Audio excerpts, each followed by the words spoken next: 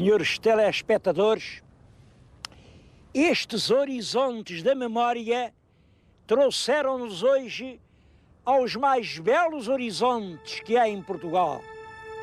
Isto que avistam a toda a nossa volta é o próprio coração do Entre Douro e Minho. É o Portugal mais português. É aqui, foi isto que foi escolhido pelos fundadores do condado. O conde Dom Henrique, a condessa Dona Teresa, foi aqui que eles quiseram ficar. Aqui do Minho partiram os imigrantes que fizeram o Brasil. Bom, mas por que é que eu vim aqui? É uma carta que me mandou um senhor telespectador. Devo dizer que as vossas cartas, que me dão sempre muita alegria, às vezes me deixam bastante atrapalhado, porque me perguntam e exigem logo ali resposta. O senhor responda. Até mandam, muitas vezes, a estampilha para a resposta. Diga lá na volta do correio qual é a mais antiga das cidades portuguesas. Já pensaram nisto? Qual é a mais antiga das cidades portuguesas? Bom, é claro, tudo depende do que o senhor achar que é uma cidade. Se eu for pensar naquelas antiquíssimas citâneas de penhascos, fraguedos, que hoje estão desertas, isso aponta lá para o Neolítico, não sei lá qual é a mais antiga. E já não são cidades, porque ali a vida parou, os habitantes, um a um, foram descendo até aos vales e foi lá que a vida continuou. Agora, cidade como núcleo de vida urbana, como coração propulsor de civilização, como centro de um poder organizado que impôs essa organização ao território circundante, se é disso que se trata, então não tenho dúvida nenhuma antes de responder. A mais antiga cidade portuguesa, que já o foi no tempo dos romanos, é a cidade de Braga, que outrora se chamou de Brácara Augusta. Claro que nestes mais de 2000 anos a cidade teve muitas faces, o coração mudou de sítio para sítio. Era sobre isso o nosso programa. Eu acho que durante alguns 1000 anos, o coração de Braga esteve ali naquelas torres escuras que marcam o lugar da catedral.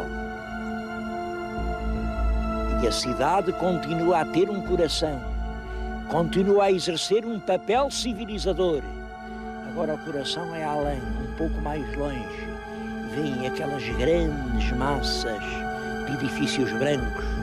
São o campus universitário da jovem Universidade de Braga.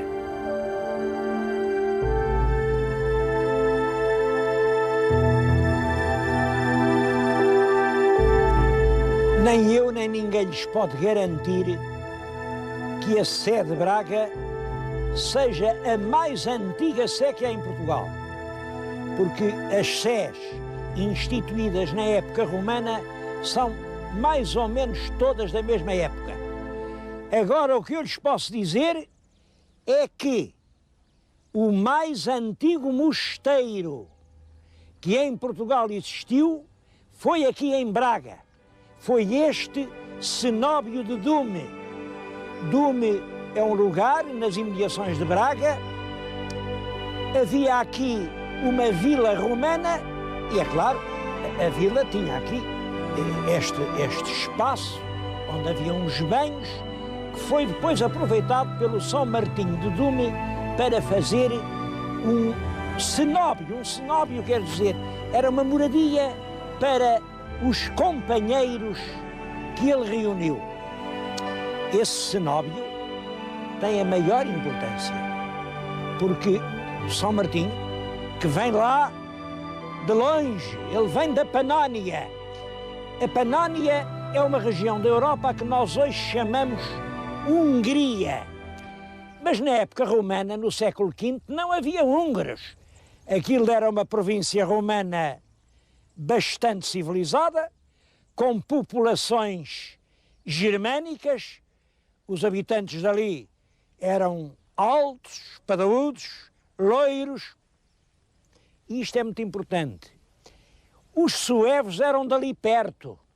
Os suevos que vieram aqui, que ocuparam Braga, que tinham um rei, que fizeram o reino suevo e que fizeram de Braga a capital do reino.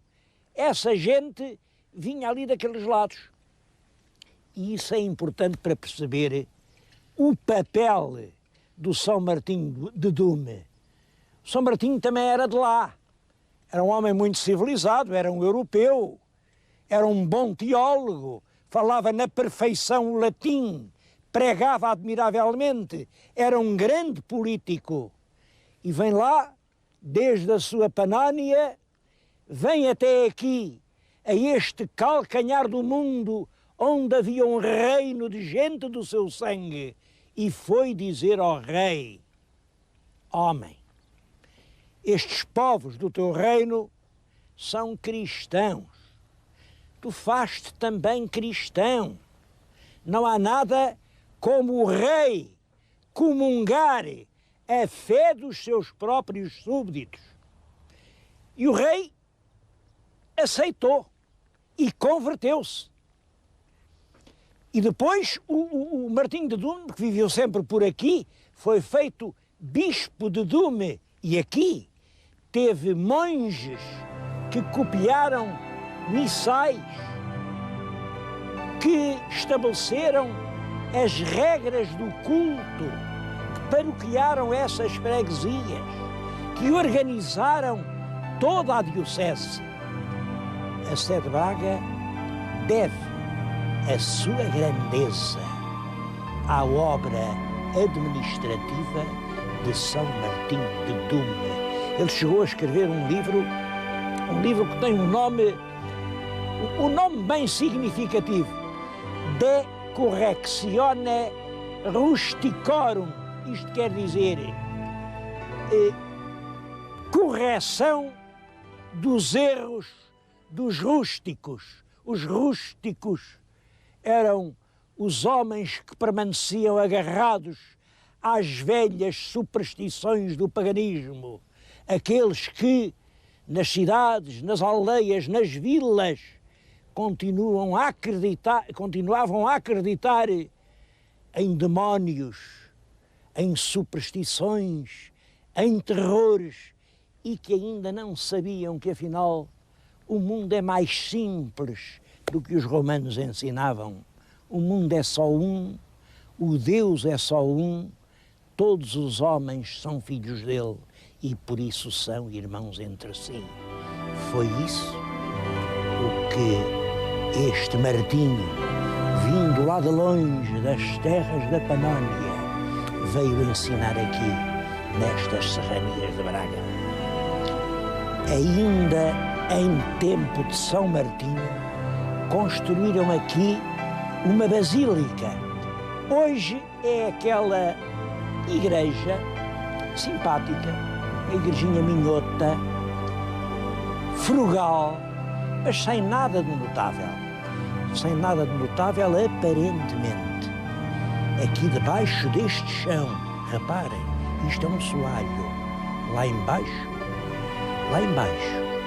a 1,70 m, fica tudo quanto indica a antiga basílica do São Martinho de Dume. Entretanto, uma coisa é certa, a chama que ele aqui acendeu ainda se não apagou. Junto da sua estátua, uma lâmpada moderna tem uma chama que o povo não deixa apagar. E reparem, o culto, a palavra do apóstolo dos suevos continua a soar aqui, entre estas veias de Braga.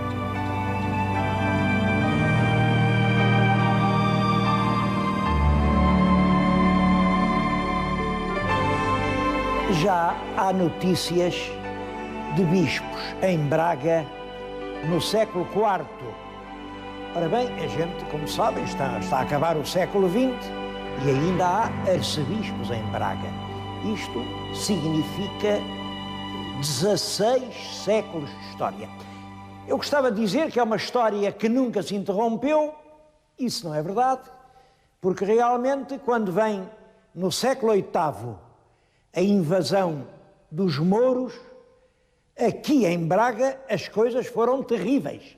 A igreja foi arrasada, os prelados tiveram que ir embora, eles estiveram algum tempo em Lugo e só depois, já no século XI, é que a sede de Braga é restaurada, com grande ajuda do conde Dom Henrique e da dona Teresa.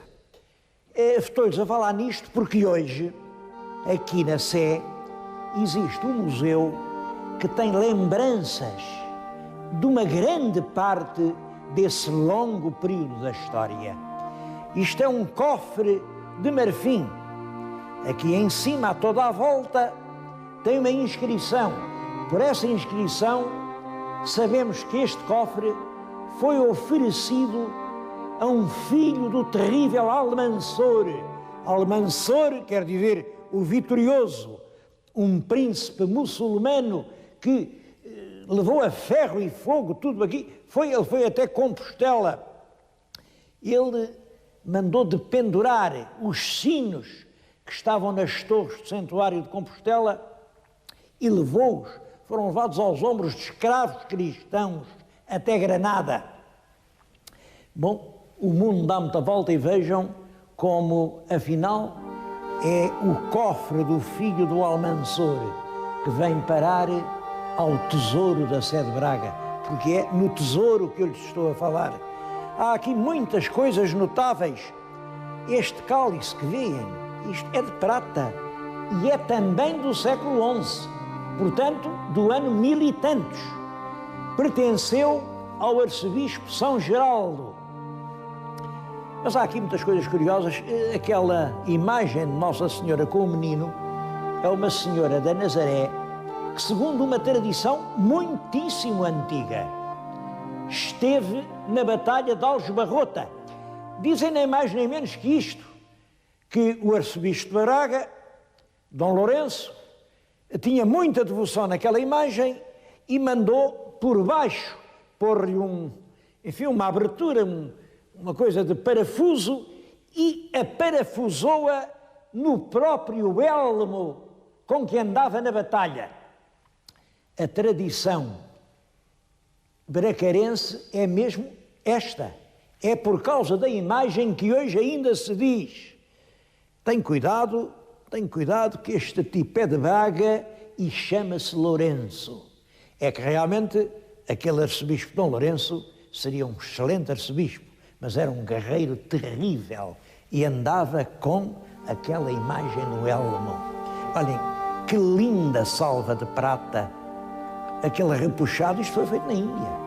É indo-português, é uma coisa do século XVI, da época dos descobrimentos, mas por descobrimentos está ali num outro armário uma pequena cruz, aparentemente um objeto quase sem beleza.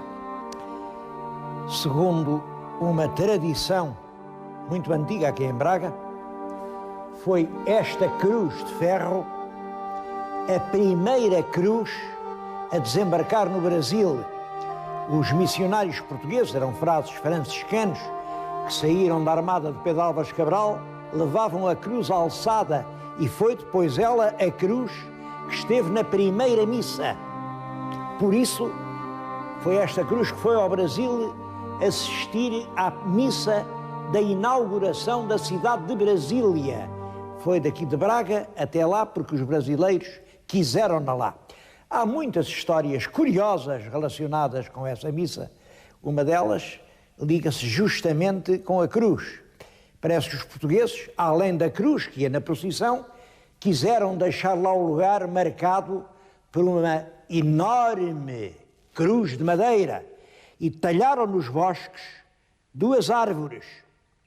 Eram daquelas árvores brasileiras pesadíssimas. Os nossos marinheiros não imaginavam nada o peso de um tronco daqueles. Estenderam-o no chão, pregaram-lhe o outro em cruz, mas é claro que quando quiseram levantar, viram que não tinham forças para poderem erguer a cruz.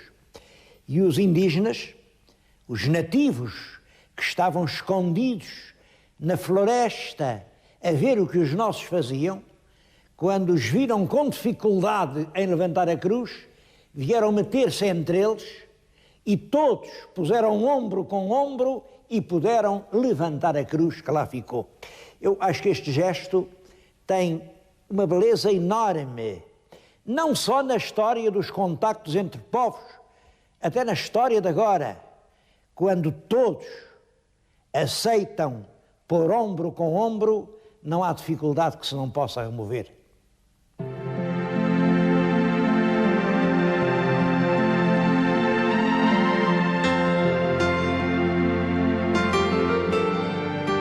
Os espaços onde outrora morava o arcebispo são agora uma biblioteca. A Biblioteca Pública de Braga, que é uma das maiores do país. O exterior, como veem, é impressionante. A gente entra e cá dentro há mais de 500 mil de livros. Livros, muitos deles notáveis. E tem um movimento de leitura que anda pelos 30 mil leitores por ano. Tudo isto é importante. Eu, dos livros, não posso mostrar os livros todos. Gostava que vissem, por exemplo, estas Constituições Sinodais de Braga. É uma obra preparada e elaborada aqui.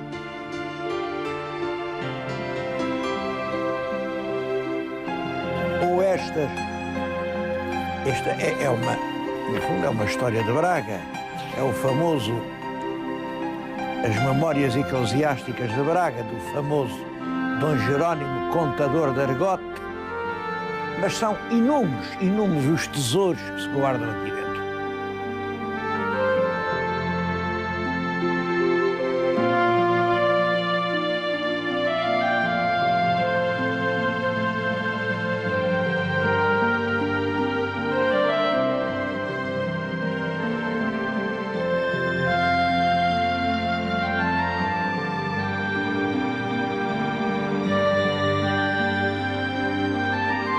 É também aqui nos espaços dos arcebispos que está aquilo a que chamam o arquivo distrital. Antes de mais, eu acho que isto é um erro a eliminar quanto antes, este disparate de chamar distrital a um arquivo que é quase mais do que nacional. Mas tudo quando se referir ao país, e aqui a Arquidiocese de Braga está aqui documentado.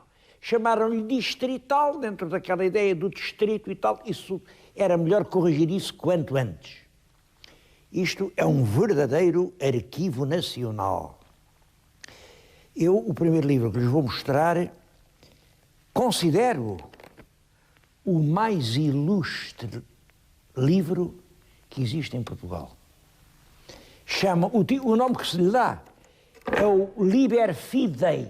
Liber Fidei quer dizer, em latim, livro de fé. Livro que merece fé, quer dizer, o que aqui está, isto é que prova a verdade. Aqui é que está bem. Devo-lhes dizer que se transcrevem aqui documentos desde o ano de 572, desde o século VI. É um livro em pergaminho que contém inúmeros documentos decisivos.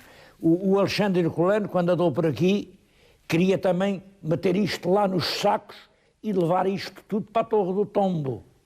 Mas essa gente de Braga não deixou. Esta gente... E isso é que é o regionalismo sadio. O que é de Braga pertence a Braga. O que é de César é de César. E o livro ainda hoje cá está.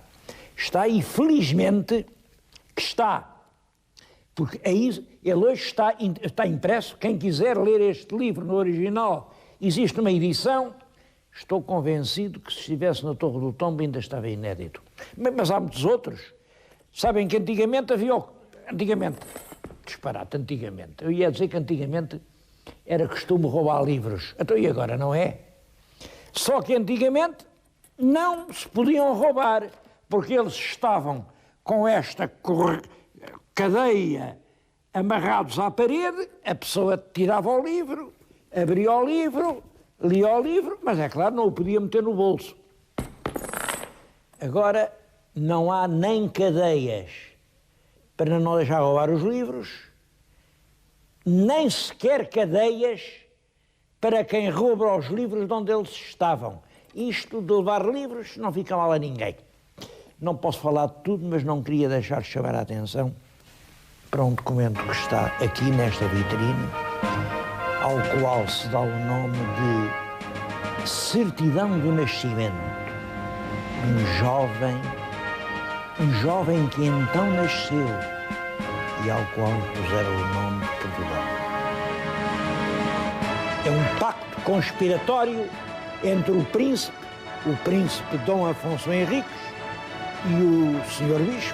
Bispo Dom Pelágio, Tropáio Mendes, e o Dom Afonso Henriques dizia: olha, se tu me ajudares, eu dou-te isto, e dou-te aquilo, e dou-te aquilo outro. Bom, era uma conspiração nas vésperas da Batalha de São Mamede.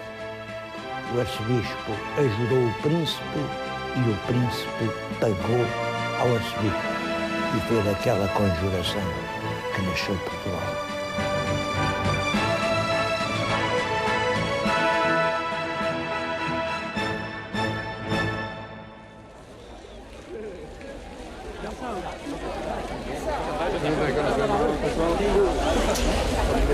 A tradição cultural de Braga continua hoje na universidade.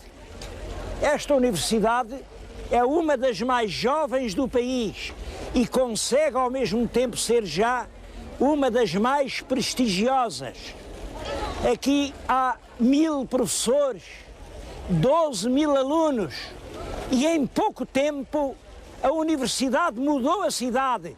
Todos os que me ouvem sabem que Braga foi sempre uma cidade ilustre, mas agora, com esta universidade, até é uma cidade alegre. Eu penso muitas vezes que realmente as nações são como os nossos corpos, têm coração, estômago, cabeça. E em Portugal, sem dúvida, o estômago está no sul, o coração é o Porto, mas a cabeça continua a ser Braga.